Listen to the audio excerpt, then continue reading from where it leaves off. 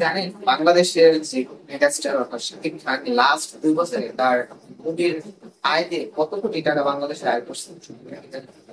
চলুন আজকে এই বিষয় নিয়ে কথা বলা যাক। শুরুর আগে আমি চাই তারা বলেছেন শাকিব মুভি পয়েন্ট, এখানে আমি মুভি রিভিউ, রেটিং আর আমার পার্সোনাল কিছু বিশ্লেষণ করি, যেগুলো একদম স্পয়লার করতে হয়।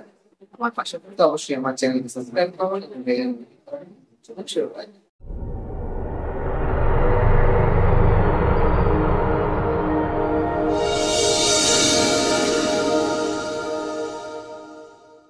তিনি 2023 সালে শাকিব খান একটা কামব্যাক করে তার প্রিয়তম মুভি নিয়ে, যেটা দিয়ে সব জায়গায় শোরগোল ফেলে দেয়। তো অনেকে হয়তো বা জানেন, আবার অনেকে হয়তো বা জানেন না যে প্রিয়তম মুভি লাইফ টাইম কালেকশন কিন্তু ছিল প্রায় 42 কোটি, যেটা তখনকার বাংলাদেশের সবচেয়ে বেশি ইনকামকারী মুভি ছিল।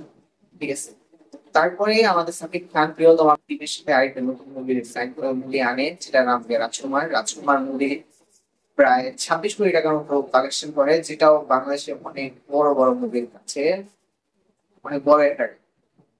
তারপরে আমাদের শাকিব খান সবচেয়ে বড় একটা মুভি আনে, যেটা বর্তমানে বাংলাদেশের ইন্ডাস্ট্রির সবচেয়ে বেশি আয় করে সিনেমা, সেটা হলো তুফান, যেটা রায়হান রাফির সাথে শাকিব খান।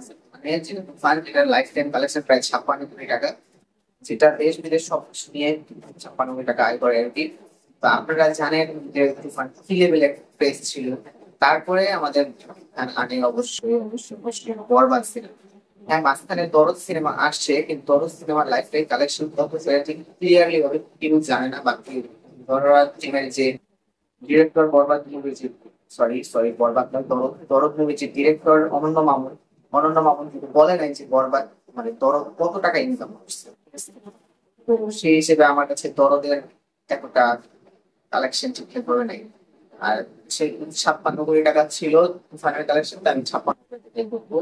আর তারপরে আসে এবং বরবাদ সিনেমা, যেটা এখন পর্যন্ত প্রায় 51 কোটি টাকা ইনকাম করছে।